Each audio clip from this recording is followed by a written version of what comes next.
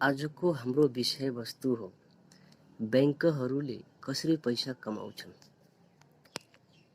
सबभन्दा पहिला हामी बैंकको बारेमा बुझौँ। बैंकहरू नफामा आधारित व्यापार मोडलमा चल्छन्। कुनै पनि अन्य व्यवसाय जस्तै तिनीहरूको आय र खर्चहरूको स्रोतहरू हुन्छन्। तिनीहरूको कार्यहरू मुख्य रूपमा ऋण लिने र पैसा उधारो समावेश गर्दछन्।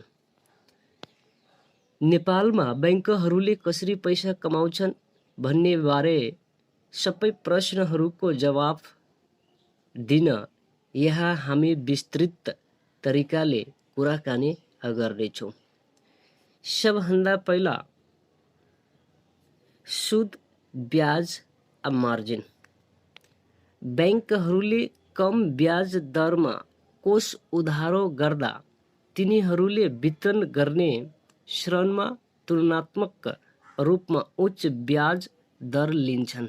यी ब्याज दरहरूमा भिन्नतालाई सुद ब्याज मार्जिन भनिन्छ, जसले बैंकहरूको लागि आयको महत्त्वपूर्ण स्रोतको रूपमा कार्य गर्दछ।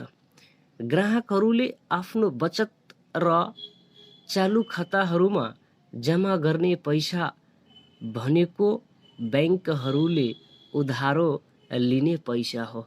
यसबाहेक बैंकहरूले मुद्दती निक्षेप वा आवर्ती निक्षेप प्रस्ताव गरेर ऋण लिन्छन्। अर्कोतर्फ बैंकहरूले घर कर्जा, व्यक्तिगत ऋण, कार ऋण लगायतका वित्तीय उत्पादनहरूमा ब्याज लिएर आम्दानी गर्छन्।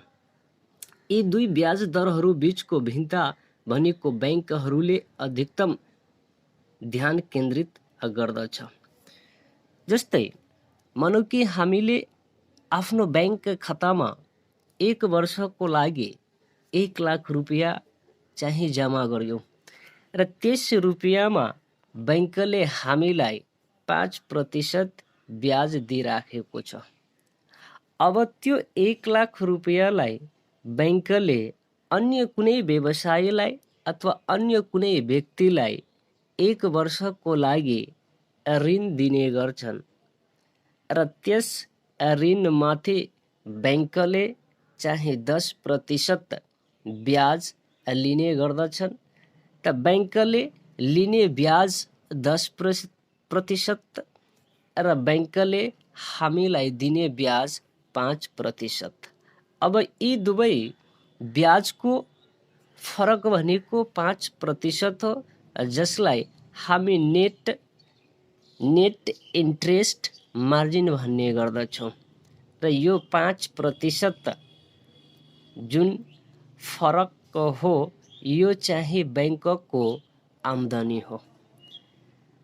दोस्रो भनेको विनिमय शुल्क, जसलाई हामी एक्सचेन्ज अफिस भन्ने गर्दछौँ। इन्टरचेन्ज शुल्क बैंकहरूको आम्दानीको अर्को प्रमुख स्रोत हो। डेबिट कार्ड वा क्रेडिट कार्डबाट कारोबार गर्दा वित्तीय संस्थाहरूले लिने शुल्क हो। जब कुनै ग्राहकले खरिद गर्छ र आफ्नो कार्ड स्वाइप गर्छ, व्यापारीलाई एक विशेष शुल्क लगाइन्छ। अधिकांश इन्टरचेन्ज शुल्क ग्राहकहरूको बैंकमा जान्छन्, बाँकी व्यापारीको बैंकतर्फ जान्छन्। तेस्रो नम्बरमा खाता र एटिएम सम्बन्धित शुल्कहरू। आदान प्रदान शुल्कको अतिरिक्त बैंकले निम्न जस्ता शुल्कहरूको विस्तृत दायरा लिन्छन्। एटिएम शुल्क जारी गर्ने वित्तीय संस्था बाहेकका बैंकहरूसँग सम्बन्धित एटिएमहरूबाट ग्राहकहरूले महिनामा निश्चित सङ्ख्यामा एटिएम कारोबार गर्न पाइनेछन्। त्यो सीमाभन्दा बढी एटिएम कारोबार गरेमा ग्राहकले निश्चित शुल्क तिर्नुपर्ने हुन्छ।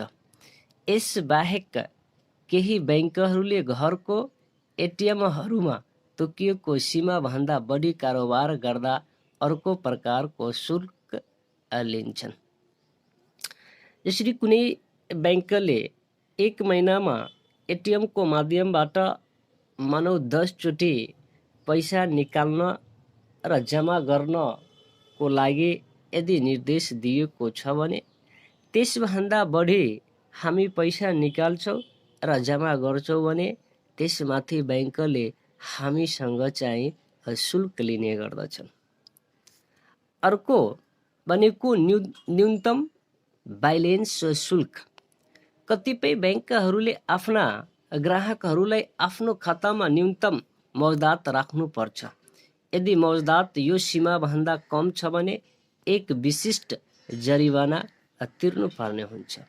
जस्तै मिनिमम क्यास बैलेन्स मानौ 1000 रुपियाँ हो भने अब 1000 रुपियाँ भन्दा कम यदि हाम्रो खातामा हुन्छ भने बैंकले त्यसमाथि हामीसँग केही चार्ज लिने गर्दछन्।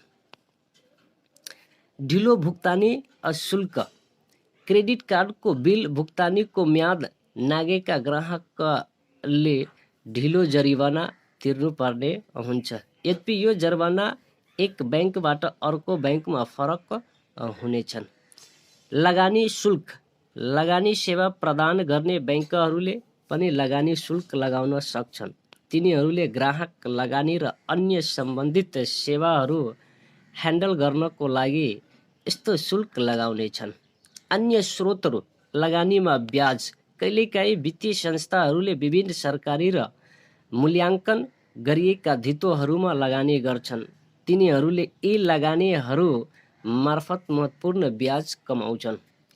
विदेशी मुद्रा सञ्चालन। वित्तीय संस्थाहरू विदेशी मुद्रा सञ्चालनमा पनि संलग्न छन्, जहाँ तिनीहरू दलालको रूपमा काम गर्छन्। यी कार्यहरूले बैंकहरूलाई आम्दानी पनि ल्याउँछ।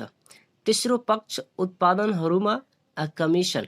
बैंकहरूले आफ्ना उपभोक्ताहरूलाई म्युचुअल फन्ड वा बिमा उत्पादनहरू वितरण गरेर विशेष कमिसन पनि कमाउँछन्। सामान्यतः बैंकहरूले उधारो र निक्षेपकर्ताहरू बीच पुलको रूपमा काम गरेर आफ्नो नाफा कमाउँछन्। एकै समयमा तिनीहरूले सञ्चालन गर्न विभिन्न खर्चहरू खर्च गर्छन्। ऋणीले ऋण तिर्न नसक्ने अवस्थामा बैंकहरूले आफ्नो आम्दानी प्रयोग गरेर घाटापूर्ति गर्नु पर्छ। यी सबै माध्यमबाट बैंकहरूले हामीसँग चाहिँ पैसा कमाउने गर्दछन्।